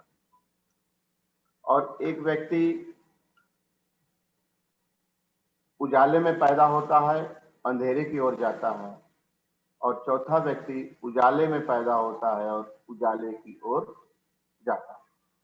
ये संक्षिप्त कथन है, तो इसका थोड़ा सा मैं परिभाषा के साथ करूंगा कि भगवान बुद्ध ने बताया कि अंधेरे में कौन पैदा होता है। अंधेरे में पैदा होने वाले व्यक्ति के लिए भगवान बुद्ध ने बताया कि जो बहुत दरिद्र कुल में पैदा, बहुत गरीब घर में पैदा होता है, जिसके पास झोपड़ी भी नहीं हो और जीवन में बड़े मुश्किल से उसका जीवन यापन होता है। उसको खाने पीने के लिए, पहनने के लिए, रहने के लिए सारी वस्तुओं का जीवन में अभाव होता है। यहाँ तक कि उसको अपने घर में शाम हो जाने के बाद दीपक जलाने के लिए भी उसके पास उजाला करने के लिए भी दिया और बत्ती या इस तरह का प्रकाश की व्यवस्था नहीं होती। ऐसा व्यक्ति अपने जो है होता है और वहां रह करके भी व्यक्ति काया दुश्चरित, वाणी के दुश्चरित और मन का दुश्चरित, काया से, मन से और वाणी से भी वो दुष्कर्म करता है। जीवन भर यही काम करता है, न तो वो शीलों का पालन करता है, न अपनी वाणी पे संयम बरतता है, जो चुगली, निंदा, कटुवचन, गाली गलौज, इन सारी चीजों से भी नहीं अपने आप को बचाता। और मन में भी दूसरों के प्रति ईर्ष्या, द्वेष और क्या कहते हैं कलह, विवाद, इन सारी चीजों को नहीं निकाल पाता। तो ऐसा व्यक्ति क्या है कि वहीं पैदा होता है, कोई तरक्की नहीं करता जीवन में और उसी कीचड़ में पैदा होकर कीचड़ में ही वो नष्ट हो जाता है। तो ऐसा व्यक्ति अंधेरे में पैदा होकर अंधेरे की ओर ही जाता है, उस दुर्गति को ही प्राप्त होता है। जीवन में कुछ कल्याण नहीं कर पाता, न अपना कल्याण कर पाता है, न अपने शरीर से दूसरों का ही कल्याण कर पाता है। तो ऐसा व्यक्ति अंधेरे से अंधेरे की ओर जाता है। दूसरा व्यक्ति जो बताया कि एक व्यक्ति अंधेरे से उजाले की ओर जाता है। ये व्यक्ति अंधेरे में जो पैदा होने वाले जो व्यक्ति की परिभाषा बताई कि ऐसा व्यक्ति निम्न कुल में, गरीब कुल में पैदा होता है, भले ही वहां खाना पीना, कपड़ा, इन सारी वस्तुओं का अभाव होता है, सारी चीजों का अभाव होता है, लेकिन वो व्यक्ति उन अभाव में भी रह करके लोभी, लालची, द्वेषी इस तरह का चित्त न उत्पन्न करके बल्कि वो शीलवान होता है। और शीलवान होते हुए क्या है, अपने शीलों का पालन करता है, हिंसा से बचता है, चोरी से बचता है, व्यभिचार से बचता है, आपका वाणी के दुष्कर्मों से बचता है, नशे से बचने का प्रयत्न करता है और वो कुशल कर्म संपादित करता है, भलाई करता है, लोगों का कल्याण करता है, लोगों के प्रति दया का भाव रखता है, मतलब मैत्री चित्त होता है, लोगों के भले के लिए सोचता है। तो ऐसा व्यक्ति क्या है, अपने परिश्रम से, अपने शील सदाचार के कारण, परिश्रम के कारण और दुर्व्यसन न होने के कारण, उसमें बुरी आदतें न होने के कारण वह व्यक्ति उस बस्ती से क्या है कि उस बस्ती से बाहर निकल करके क्या है, कहीं जाकर के नौकरी करता है, लोगों के साथ अच्छा आचरण व्यवहार करता है और वहां कुछ कमा धमा करके क्या है, अपना घर, मकान, रोटी, कपड़ा की व्यवस्था कर लेता है, अपने बाल बच्चों का पालन पोषण की अच्छी व्यवस्था कर लेता है। और देखते ही देखते लोग उससे कहते हैं कि देखो ये बहुत गरीब घर में पैदा हुआ, लेकिन आज जो है इसने अपने परिश्रम से, ईमानदारी से, सच्चाई से यहाँ ये जो है आज इसने ये तरक्की प्राप्त कर ली। तो ऐसा तरक्की प्राप्त करने वाला जो गरीब घर से पैदा होकर के अमीर बन जाता है या आदर्श व्यक्ति बन जाता है, ऐसे व्यक्ति को हम कह सकते हैं कि ये अंधेरे में पैदा होकर के उजाले की ओर, प्रकाश की ओर गया हुआ व्यक्ति समझ सकते हैं हम। और चूंकि गरीब और अमीर पैदा होना हमारे बस की बात नहीं है, हमारे अपने पुण्य कर्म है। तो दूसरा एक व्यक्ति क्या है, प्रकाश की ओर, प्रकाश में पैदा होता है किंतु अंधकार की ओर जाता है। तो जो प्रकाश में पैदा हुआ का तात्पर्य है कि ऐसा व्यक्ति एक ऐसे परिवार में पैदा होता है जहां उसको धन संपत्ति या घर मकान कपड़ा रोटी जो भी मूलभूत आवश्यकता की वस्तुएं हैं वह सारी उसको प्रचुर मात्रा में, उसके पास गाड़ी घोड़ा बंगला ये सारी सुख सुविधा नौकर चाकर सारी चीजें होती है, किंतु वह उनमें पैदा होकर के भी क्या है दुर्बुद्धि होता है, उसकी दिमाग बुद्धि ठीक नहीं है, वो दुर्व्यसन करता है, मतलब नशा करता है और चोरी जैसा पाप कर्म करता है, जुआ खेलता है, शराब पीता है, व्यभिचार पर स्त्री गमन करता है। इस तरह से दुराचरण करने से उसकी संपत्ति धीरे धीरे धीरे धीरे नष्ट हो जाती है और बाप दादा से जो अर्जित संपत्ति होती है वो सारी नष्ट भ्रष्ट हो जाती है और वो एक व्यक्ति दिन में कटोरा लेकर के हाथ में घूमने लगता है, लोगों के पास भीख मांगता है, उधार मांगता है, कर्ज मांगता है, उसको कोई कर्ज नहीं देता, लोग उसको दुत्कारते और धिक्कारते हैं। तो ऐसा व्यक्ति अपने जीवन में हम लोग देख सकते हैं कि ये प्रकाश की में पैदा हुआ किंतु अंधेरे की ओर जा रहा है, दुर्गति की ओर जा रहा है, मतलब ये पतन के रास्ते। तो ये इसका पतन का रास्ता ये एक भगवान ने बताया। चौथा जो बताया व्यक्ति प्रकाश में पैदा हुआ और प्रकाश की ओर जाता है, तो एक अच्छे संपन्न कुल में पैदा होता है जहाँ उसके माता पिता धार्मिक शिक्षित होते हैं, घर का माहौल शिक्षित, खाना पीना सारी वस्तुएं उपयोग होती हैं और वहां वो रह करके एक अच्छा आचरण करता है, अच्छी अच्छी शिक्षा ग्रहण करता है और माता पिता की सेवा करता है, बुजुर्गों का आदर सम्मान करता है, समाज के प्रति भी होता है। दूसरा वो चरित्रवान होता है, शीलवान होता है, लोगों के प्रति कल्याण सोचने वाला, मतलब अच्छा व्यक्ति होता है, तो समाज में एक आदर्श स्थापित करता है। तो वो उस व्यक्ति जब ऐसा व्यक्ति और ऊंचाई की ओर जाता है तो उस व्यक्ति को हम कह सकते हैं कि ये प्रकाश से प्रकाश की ओर जा रहा है, इनका घर शीलवान है, सदाचारी है, दानी है, धर्मी है, ऐसे महात्मा है। इस तरह की बातों से जब लोग समाज कहते हैं कि ये सब शील और संस्कारवान लोग हैं, तो ऐसे व्यक्ति को हम कह सकते हैं कि प्रकाश से प्रकाश की ओर जाता है। तो ये 4 प्रकार के पुरुष उद्गुणों के बारे में जानना चाहिए। इस छोटे से उपदेश से हमें यही सीखना चाहिए कि जिन लोगों ने सुनाया हो वो उनको सोचना चाहिए कि हमारी कौन सी श्रेणी, जी हम अंधेरे से अंधेरे की ओर जा रहे हैं या अंधेरे से प्रकाश की ओर जा रहे हैं, या कहीं हम प्रकाश से अंधेरे की ओर तो नहीं जा रहे हैं, या हम प्रकाश से प्रकाश की ओर जा रहे हैं। तो अभी भी जैसे हम कोई सड़क पे या रास्ते पे चलते चलते कोई फिसलन वाली चीज देख लेते हैं तो अपने पांव को रोक लेते हैं कि हम गिरे ना, फिसले ना। तो उसी तरह से अगर जो इन बातों को सुने हैं, धर्म के उपदेश को जो लोगों ने सुना, वो लोग भी अगर लगे कि मैं उजाले में पैदा होकर के अंधेरे की ओर जा रहा हूँ तो अपने कदम को रोक सकते हैं, जी वो भी उजाले से उजाले की ओर जा सकते हैं, अपनी स्थिति अपनी परिस्थिति को बदल सकते हैं। और जो लोग अंधेरे से अंधेरे में जा रहे हैं वो लोगों को भी एक बचने का मौका है, सुधरने का मौका है। और जो अंधेरे से प्रकाश की ओर जा रहे हैं निसंदेह वो श्रेष्ठ हैं, जो प्रकाश से प्रकाश की ओर जा रहे हैं वो महाश्रेष्ठ है। तो मेरा यही संक्षिप्त 4 प्रकार के पुरुषों के बारे में कथन था। बाकी आप सारे लोग विद्वान हैं। साधु साधु साधु साधु। बंते जी हमारे साथ एक हमारे साथी हैं जो इंग्लैंड से हमारे साथ जुड़े हैं, तो उनका भी कोई क्वेश्चन है तो प्लीज गो अहेड। आपको आवाज सुन रही है बंते जी? उनकी आवाज समझ आ रही है? हेलो बंते जी, नमो बुद्धाय, जय भीम जी। हाँ जी जी नमस्कार, जय भीम। बंते जी मैं इंग्लैंड से खुशविंदर कुमार बोल रहा हूँ। जी तो आपको सबसे पहले तो आपका शुक्रिया अदा करना चाहता है कि आपने जो लोग आजकल लॉकडाउन की वजह से वो बौद्ध विहारों में नहीं जा हो रहा, तो गेट टुगेदर भी नहीं हो रही हमारे बौद्ध विहारों में, तो आपने इस सोशल मीडिया के जरिए आपसे हमने धम्म की बहुत सी आज बातें सुनी, उसमें बहुत कुछ सीखने को है अगर हम सीखना चाहें तो आपका बहुत बहुत धन्यवाद बंत जी और अनंत बाली जी और बिरदी साहब जो लंदन से, इन्होंने बहुत अच्छा उपराला किया। बंते जी का जो आपकी आवाज आ रही, बनते मेरी जी का आवाज आ रही बंते जी आपको? नहीं, वो डिसअपियर हो गया बंते जी। हाँ मेरी आवाज आ रही है? हमें अच्छी तरह सुन रही है, मुझे और आनंद को। जी, उधर से कनेक्शन बंते जी का लॉस्ट हो गया।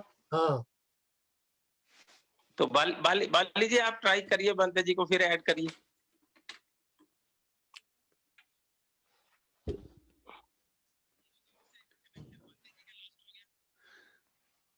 हाँ जी, बंते जी का,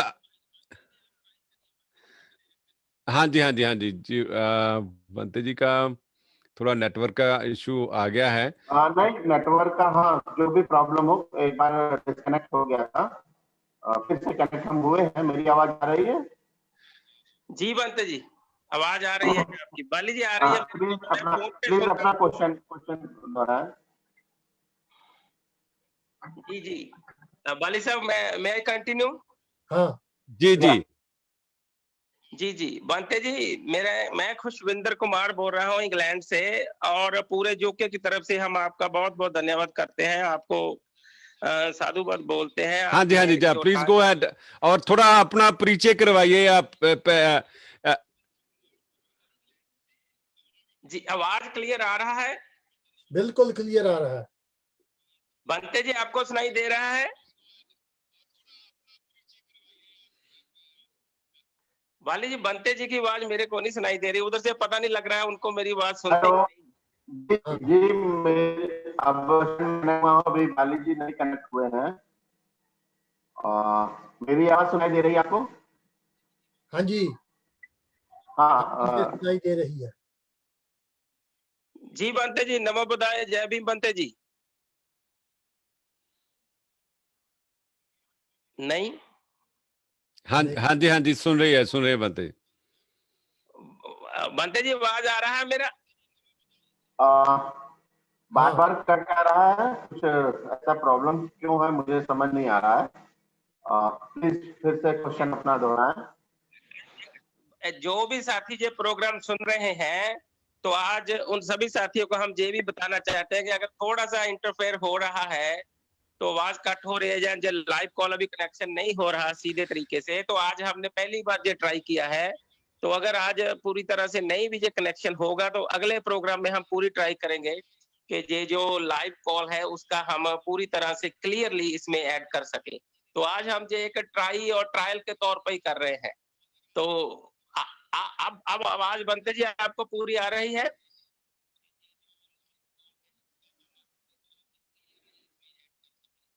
नहीं, मेरा ख्याल बाली जी उधर बनते तक मेरी आवाज नहीं फिर जा रही, वो थोड़ा सा इंटरफेयर हो रहा है बीच में। हाँ, मुझे लगता है कि इधर से प्रॉब्लम है, थोड़ी सी प्रॉब्लम तो है। हाँ, आप लोगों का वीडियो नहीं आ रहा है। हाँ, उनका थोड़ा नेटवर्क इशू हो गया। कश्मीर जी, मैं आपको निवेदन करता हूँ, आप अपनी जो जो आपका क्वेश्चन है कंटिन्यू रखें। हाँ जी जी, तो बाली जी, मैं बंते जी से ये क्वेश्चन करना चाहता था कि जैसे बंते जी भी इस बात से पूरी तरह जानकारी रखते हैं, और हम सभी साथी इस बात से पूरी तरह जानकारी रखते हैं। मैं पंजाब की बात करूंगा, तो पंजाब में तकरीबन 20 के लगभग बुद्धा विहार भी बन गए हैं। तो उनमें बहुत सारे साथियों ने काम किया है, और कंटिन्यू साथी काम कर रहे हैं। तो जैसे जैसे ये बुद्धा विहारा बन रहे हैं, या जैसे जैसे कोई संस्था बनती है, तो वैसे वैसे ग्रुपिज्म बहुत हाईलाइट हो रहा है पंजाब। अगर एक साथी किसी दूसरे जहां बनते जी है वहां दम है, वहां बुद्ध है, तो मैं तो इस बात को लेके चलता हूं, जहां भी बुद्ध की बात होगी, अगर मेरे को पता चलेगा तो मैं तो उधर जरूर पहुंचूंगा। मगर कुछ साथी ऐसे हैं कि वो एक दूसरे की टांग पे टांग खींचते हैं, बजाय इसके टांग खींचने का मतलब एक तो हम ये कहते हैं कि हम दम की बात करते हैं, हमने दम सीखा है, हम लोगों में जाके दम की बात बताते हैं। मगर जब कोई साथी एक स्टेप आगे बढ़ाकर कहीं भी वो बुद्धा का प्रोग्राम हो वो जाने की कोशिश करता है, तो ये बातें निकल के आती हैं कि हम उनके साथ काम नहीं कर रहे, हमें उधर नहीं जाना चाहिए, वो चाहे कोई डायरेक्टली कहे चाहे इनडायरेक्टली कहे।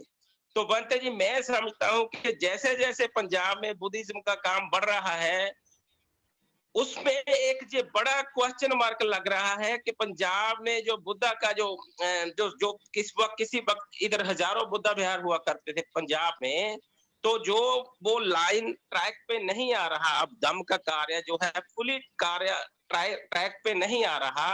पंजाब एक ऐसा देश का प्रांत रहा है जहां बहुत कम गरीबी रही है, फिर भी लोगों को खाना मिलता है, मकान भी है, पढ़ाई वगैरह भी है, तो सारा कुछ है, मगर फिर भी धम्म का कार्य जो बाबा साहब के बाद बढ़ना चाहिए था, मैं समझता हूं कि वो इसलिए नहीं बढ़ा कि जिसने भी जितना भी धम्म का बात सीखा, उसने अपने आप को ही ओवर द टॉप कर लिया। वो अपने आप को भिक्षुओं के ऊपर भी समझने लगा। वो बोलते कि हमें भिक्षुओं की जरूरत ही नहीं है।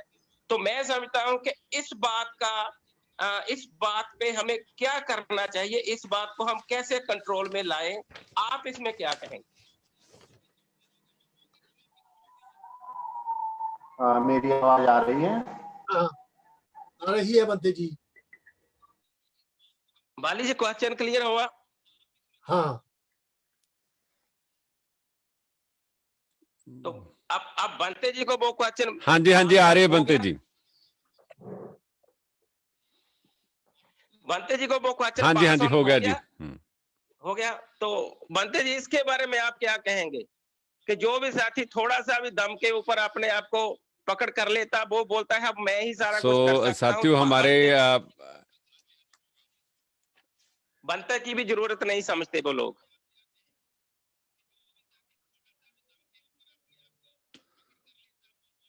जी बाली जी, इस क्वेश्चन को आप भी बंते जी से रिपीट कर सकते हैं, मेरा फोन कॉल ड्रॉप भी कर सकते हैं। तो वहां हमारे साथ जो हमारे कॉलर हैं वो हमारे टीममेट्स हैं, कश्विंदर जी कश, जी कश्विंदर कुमार जी जो हमारे बार बार कट जा रहा है, ऐसा क्यों हो रहा है?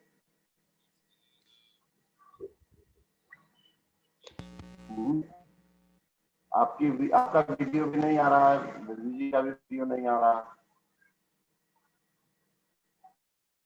तो बंते जी कोई नेटवर्क इशू है, अगर आप वॉइस पे ही आप बात कर सकते हैं तो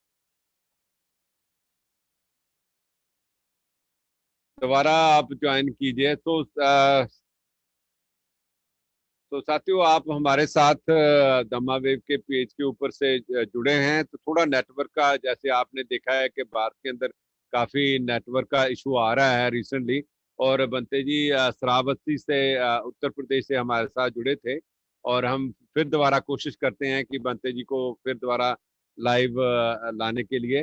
तो तब तक के लिए मैं बिरती साहब के यूके वहां पे चलता हूँ, उनसे एक सवाल है कि जैसे बेदी साहब आप 3 महीने चीवर में रहें, तो क्या कि जो पंजाब के लोग हैं, क्योंकि हम फोकस करना चाहते हैं पंजाब की धरती के ऊपर बुद्धिज्म को फिर दोबारा रिवाइज किया जाए, और लोग हमारे ज़्यादा से ज़्यादा बुद्ध धर्म की ओर से चलें। जैसे हमारे आपने देखा हो कि इस साल सेंसस भी है, और सेंसस के अंदर हमने हमारी एक बहुत बड़ी कोशिश है कि हम लोगों को बता रहे हैं डिफरेंट डिफरेंट तरीके से कि आप अपने आप को बुद्धिस्ट लिखाइए।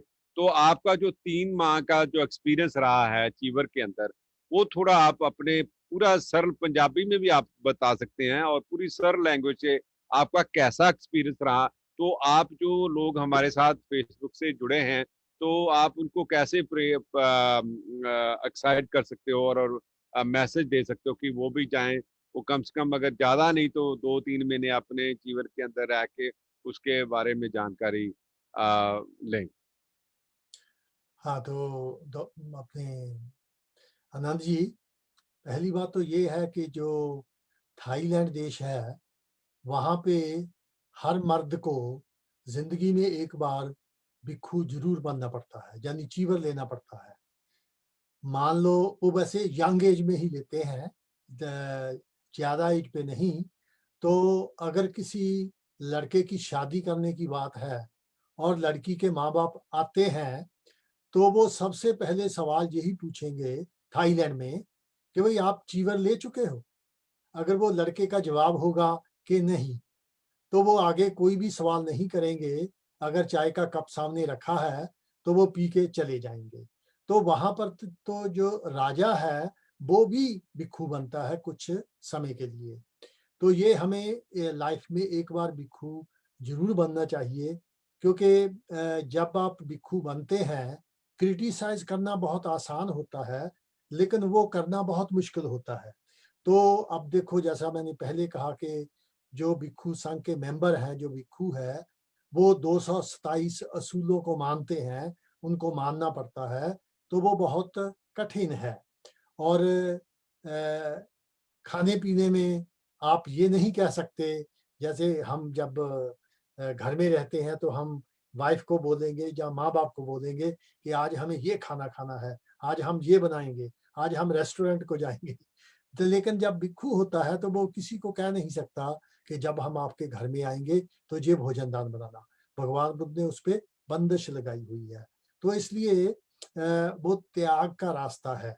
लेकिन उसमें प्लस पॉइंट ये भी है, अब आनंद जी आप भी जानते हैं, बचपन में आपने अपने मम्मी पापा को देखा, घर में ये नहीं है वो नहीं है, वो लड़ाई झगड़ा भी होता है, और पैसे की वजह से भी होता है, रिश्तेदारों की वजह से भी होता है। और फिर वो माता आकर कहेगी, या बेटा बाप को कहेगा मुझे स्कूल की फीस चाहिए, किताबें चाहिए। तो वो जो जो लाइफ की खींचतान है, तो जब आदमी भिक्षु होता है, वो कोई ऐसी जो प्रॉब्लम है, ऐसी बातें नहीं होती। उस तरफ से ये सभी फ्री होता है। तो मैं तो ये जैसे भंते जी ने पहले कहा कि जो हमने जो 70 सामनेर और सामनेरियां बने, हम वहाँ के जो हेड भंते प्रज्ञा बुद्धि है, उनको हम रिक्वेस्ट करेंगे कि ये हर साल हमें एक बार करना चाहिए, लेकिन अगले साल वो मार्च के मिडल में हो, ताकि विंटर में बहुत कुछ बंदोबस्त करना पड़ता है। तो पंजाब में हम इसको जारी रखेंगे। इसके बारे में हम भंते प्रज्ञा बुद्धि जी से बात करेंगे, और मैं पंजाब के लोगों से रिक्वेस्ट करता हूँ कि वो कम से कम ये जो 10 दिन तो कुछ भी नहीं होते, मैं तो 3 महीने के लिए रहा था, तो उनको 10 दिन के लिए चीवर लेना चाहिए और धम्म के बारे में सीखना चाहिए। और एक वहाँ पर नौजवान थे, उन्होंने सेकंड टाइम चीवर लिया था, जिनके पास पहले ये तक्षशिला का फेसबुक का पेज था। तो इसलिए पंजाब में हमारे पास बहुत अच्छी सुविधा है कि बुद्ध विहार ही नहीं, जो तक्षशिला है वो सीमा है जिसमें भिक्षु को बनाया जा सकता है। तो अगले साल मार्च में लोगों को ज्यादा से ज्यादा बनना चाहिए, चीवर लेना चाहिए, ताकि जैसा भंते ने कहा कि अगर एक बार जो एक्सपीरियंस करेगा वो दूसरी बार आएगा, हो सकता है तीसरी चौथी बार वो परमानेंट बन जाए। लेकिन यहाँ एक ध्यान रखना है कि 7 बार से ज्यादा आपको चीवर नहीं मिलेगा। ये नहीं कि जिनमें 25 बार, 7 बार से ज्यादा चीवर नहीं मिलेगा। तो मेरा एक्सपीरियंस जो है वो बहुत अच्छा है, क्योंकि चीवर में मैं मलेशिया भी गया, गुजरात भी गया, बम्बे भी गया, लेकिन ज्यादा टाइम मैंने तक्षशिला में गुजारा। तो ये भिक्षु का एक्सपीरियंस मेरा बहुत अच्छा रहा, बहुत कुछ सीखने को मिला। एक मैं छोटी सी बात सुनाता हूँ। एक पंजाब के मिनिस्टर को हम मिलने के लिए गए, तो मेरे साथ 3-4 और साथी थे। वो मिनिस्टर तो इंडिया में जाते हैं 11 बजे कहते हैं, तो 2-4 घंटे लेट आना कोई बड़ी बात नहीं है। तो मुझे एक खटिया पे बिठा दिया, तो वो सभी लोगों में घूमने लगे, प्रोग्राम था। तो उन चारों साथियों में से हर 10-15 मिनट बाद एक आता था और मुझे पूछता था, भंते जी आप ठीक है, भंते जी आपको पानी चाय तो नहीं चाहिए। तो वो हर 10-15 मिनट के बाद। तो जब वो प्रोग्राम खत्म हुआ, जब हम कार में बैठ के जा रहे थे, तो फिर मैंने उनको कहा, देखा अगर मैं चीवर में हूँ तो आप में से कोई ना कोई आके हर 15 मिनट के बाद, 10 मिनट के बाद मुझे पूछते रहे कि आप कैसे हो, कुछ चाहिए, चाय पानी। अगर मैं नहीं होता तो तुम्हारी तरह मैं भी पब्लिक में घूमता, और जाते वक्त आप ढूंढते वही वृद्धि कहाँ गया है। तो इसलिए जो भंते है उसका इज्जत सम्मान भी बहुत है, इज्जत मान भी बहुत है। तो हर एक को जिंदगी में एक बार चीवर जरूर लेना चाहिए। जी जी। सो धन्यवाद विदित साहब। और जैसे हम देखते हैं कि बोधिसत्व भारत रत्न बाबा साहब डॉक्टर अम्बेडकर जिन्होंने जब दीक्षा ली 14 अक्टूबर 1956, तो 65 साल हम देखते हैं, अगर आज की डेट तक 65 years हो गए हैं। तो आप क्योंकि बिल्कुल हमारा जो बाबा साहब डॉक्टर अम्बेडकर का सपना था कि भारत को वो बुद्ध में ही देश देखना चाहते थे, और आपको लगता है कि क्योंकि जैसे पंजाब में बहुत तेजी से हम देख रहे हैं कि लोग बुद्धिज्म की तरफ बढ़ रहे हैं, जैसे 20 से ऊपर बुद्ध विहार हैं। बंते जी ने बहुत अच्छा बोला कि अभी हम इसको ग्राउंड पे लेके आएंगे, तक्षला महाविहार से जितने भी कार्यक्रम ज़्यादा से ज़्यादा हम करने की कोशिश करेंगे। तो आपको लगता है बिट्टी साहब की बात का, जो बाबा साहब डॉक्टर अम्बेडकर का जो सपना है वो पूरा होगा, जैसे अभी आजकल हालात भारत के अंदर हो रहे हैं? इसीलिए हालात हो रहे हैं क्योंकि जिन्होंने सारे भारत को अपने हाथ में जकड़ा हुआ था, अब उनको उनके हाथ से जाता हुआ दिख रहा है, इसीलिए वो तड़प रहे हैं। और मैं तो कन्याकुमारी भी जा चुका हूँ और तमिलनाडु जाता हूँ, और इस बार जब मैं इंडिया आऊंगा तो मुझे तमिलनाडु जाना है। तो हमारे, क्योंकि हम नॉर्थ में आ जाते हैं, तो ये नॉर्थ में ही नहीं, साउथ में भी केरला तक, कन्याकुमारी तक, तमिलनाडु तक, पौंडाचेरी तक बुद्धिज्म का काम बहुत जोरों शोरों से हो रहा है। और पंजाब जो है, जैसे हम, एक तो बल्ब होता है, एक ट्यूब होती है।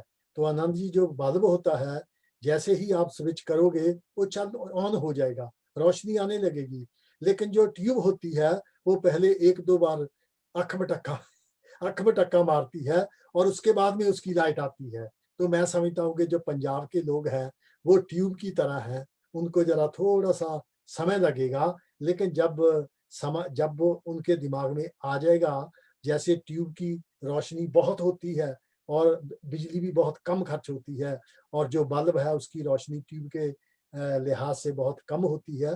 तो इसी तरह पंजाब में जब बौद्ध धर्म आ गया तो फिर वो सारे भारत में एक मिसाल बन जाएगा। मेरा ऐसा मानना है कि ये जो क्योंकि वो जैसे एक कहावत है, I can see the light on the end of the tunnel. तो मुझे तो साफ दिखाई देता है कि आने वाले समय में, मैं नहीं देखूंगा, लेकिन भारत को बौद्धमय देश होना ही होना है, और उसके पास कोई रास्ता ही नहीं है। आज देखो जो मौजूदा हालात है, मैं तो सरप्राइज हूं कि भारत के लोग हो जो है, उनको कुछ होश हवास ही नहीं है। अरे भाई, एयर इंडिया बेच दिया, रेलवे बेच दिया, सभी कुछ बेचा जा रहा है। और मेरे ख्याल में इंडिया पहला देश है, इतना बड़ा देश है, कि जिसकी अपनी एयरलाइन नहीं है। हालांकि बांग्लादेश जैसे, नेपाल जैसे देश जो छोटे छोटे गरीब देश हैं, उनकी अपनी एयरलाइन है। तो किस दिशा में जा रहा है भारत? अगर जो भारत है बाबा साहब के बताए हुए रास्ते पे और गौतम बुद्ध के रास्ते पे नहीं चलेगा, तो फिर बर्बादी के सिवाय वहां पे कुछ नहीं। जी, जी, धन्यवाद विधि साहब। हमारे साथ बंते जी जुड़ चुके हैं फिर दोबारा। ठीक है। और बंते जी, आप अपने आप को, आवाज सुन रही है आपको हमारी? जी, आप आवाज सुन रहे, लेकिन वीडियो नहीं आ रहा है आपका। कोई बात नहीं, आप ऐसे बंते जी, जो हमारे साथी का जो जो सवाल था वो मैं आपको दोबारा रिपीट करता हूं कि जैसे पंजाब के अंदर उन्होंने पंजाब की बात की है कि जो भी व्यक्ति एक बार जो किसी सोसाइटी का प्रधान या सोसाइटी में अपने आप को बड़े उच्च उच्च मुकाम में जाता है, तो अपने आप को सब कुछ वो अपने आप को ही समझने लग जाता है। लेकिन दम के काम के लिए उसका बड़ा एकदम वो उसकी जो स्पीड है वो कम हो जाती है। तो इसके लिए आपका क्या है कि आप क्या मैसेज देना चाहते हैं कि जो जो साथी हैं जो सिर्फ अपनी पोजीशन के पीछे भागते हैं, दम के पीछे, बहुत उनकी स्पीड कम है, तो आपका प्लीज उनके लिए क्या है नहीं नहीं, उनका? यहाँ तक भी भंते जी वो कहते हैं कि भिक्षु संघ की जरूरत ही नहीं है। यहाँ तक भी विद्वान पैदा हो गए हैं बौद्ध धर्म में, वो कहते हैं भिक्षु संघ की जरूरत ही नहीं है। हाँ। देखिए, जो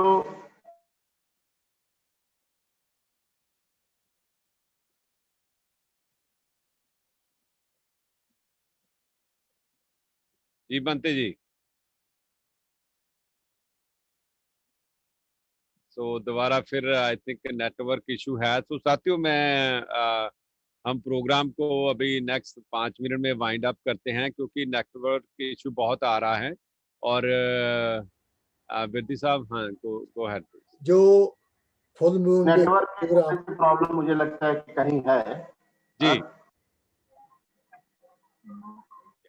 तो कोई बात नहीं बनते जी, आपका बहुत बहुत धन्यवाद, आप हमारे साथ जुड़े रहें। नेटवर्क का इशू तो है ही अभी भारत के अंदर, हमें काफी इसकी जो प्रॉब्लम फेस करनी पड़ रही है। और मैं जितने भी हमारे साथी दम्मा वेब के पेज के ऊपर हमारे साथ जुड़े, मैं उनका बहुत बहुत हम धन्यवाद करना चाहते हैं। और साथ में ही जो दम्मा वेब पेज के ऊपर जो हम एवरी संडे जो प्रोग्राम हम आपके सामने लेके आएंगे। और यू कैन आल्सो सेंड आपका कोई सजेशन हो हमें व्हाट्सएप के ऊपर भी, जो नंबर इंडिया का नंबर है वो है अपना 919667972248 के ऊपर आप छोड़ सकते हैं। और जो यूके का हमारा नंबर है 00447886780331 के ऊपर आप व्हाट्सएप के ऊपर अपना सजेशन छोड़ सकते हैं। और जो फरवरी का लास्ट जो प्रोग्राम है वो फरवरी 28 को जो फुल मून डे है, वो हम आपको सीधा ही तक्षशिला महाबोधि विहार 27th को फुल मून है, 27 को शनिवार को 27 को हम आपको सीधा ही तक्षशिला महाबोधि विहार ले चलेंगे। वहां से हर जो फुल मून की एक बहुत बड़ी महत्ता है। मैं नेक्स्ट 1 मिनट से बिरदी जी से भी निवेदन करूंगा कि वो उसकी परिभाषा बताएं, फुल मून की इम्पोर्टेंस क्या है बुद्धिज्म के अंदर। तो जो हर फुल मून के ऊपर हम आपको तक्षशिला महाबोधि विहार लुधियाना में लेके चलेंगे। तो वहां से आपको बनते जी के प्रवचन और कैसे वो वहाँ पे कार्यकर्ता जो कितना काम हो रहा है बुद्धिज्म के ऊपर, वो सारी जानकारी आपको वहां से हम लेके देंगे। आपका सबका बहुत बहुत धन्यवाद हमारे साथ जुड़ने का। और एक बार फिर मैं अपनी जो हमारी टीम है यूके की टीम, हरबंस विरदी जी और खुशविंदर कुमार जी और मनोहर विरदी जी और धर्मचंद महेश जी, और जो कनाडा की हमारे सहयोगी टीम है वो परम कैंत और सुरजीत बैंत और महेंद्र सल्लन जी, और इन सब के सहयोग से हम आप तक ये एवरी संडे का प्रोग्राम लेके आते हैं। और मैं अभी निवेदन करूंगा बिरदी जी से, वो इस प्रोग्राम को आज का जो समाप्ति करेंगे। तो बिरदी साहब, गो अहेड प्लीज। मैं तो जो हमारे 4th इवेंट आने वाले हैं वो आपने ऑलरेडी बता दिया कि 27 को शनिवार को, अगले शनिवार यही टाइम होगा, वो तक्षशिला से लाइव प्रोग्राम आएगा। उसके दूसरे दिन, क्योंकि वो एतवार आता है, तो उस दिन हमारे भिखुनी धम्म मेगा शरावस्ती से ही वो 1 घंटे के लिए प्रोग्राम पे आएगी। और उसके बाद जो 7 मार्च आ जाता है, तब जो हमारे पंजाब के जो भिखू चंद्र कीर्ति जी है वो 1 घंटे का प्रोग्राम के लिए आएंगे। तो इस तरह से हम हर एतवार को, इंग्लिश में संडे को, इंडिया के 7 बजे प्रोग्राम लेकर आया करेंगे। और जो फुल मून है, जो पूर्णमासी है, उस दिन तो तक्षशिला से लाइव होगा। तो ये फुल पूर्णमासी का क्या महत्वता है। जो सिद्धार्थ गौतम का जन्म हुआ था वो पूर्णमासी मई के महीने हुआ था। जो उनको बुद्ध तब प्राप्त हुआ था वो भी मई के महीने पूर्णमासी पे हुआ था। और जो उनका महापरिनिर्वाण हुआ था वो भी मई के पूर्णमासी के दिन हुआ था। तो इसलिए फुल मून डे की, पूर्णमासी की बहुत महत्वता है। श्रीलंका जैसे कंट्री में तो हर पूर्णमासी की गवर्नमेंट की तरफ से पूरे देश में छुट्टी होती है। वो फुल मून डे को वहाँ पे वो पोया डे कहते हैं, तो उस दिन की छुट्टी होती है। तो इसलिए जो पूर्णमासी है वहाँ का प्रोग्राम तक्षशिला से लाइव हम किया करेंगे। और इसी तरह बौद्ध धर्म के बारे में कोशिश करेंगे कि भिक्षु हो या और बड़े विद्वान हो, हम हर संडे को प्रोग्राम लेकर आया करेंगे। Thank you very much. इसी के साथ आप सबका बहुत बहुत धन्यवाद। नमो बुद्धाय, जय भीम।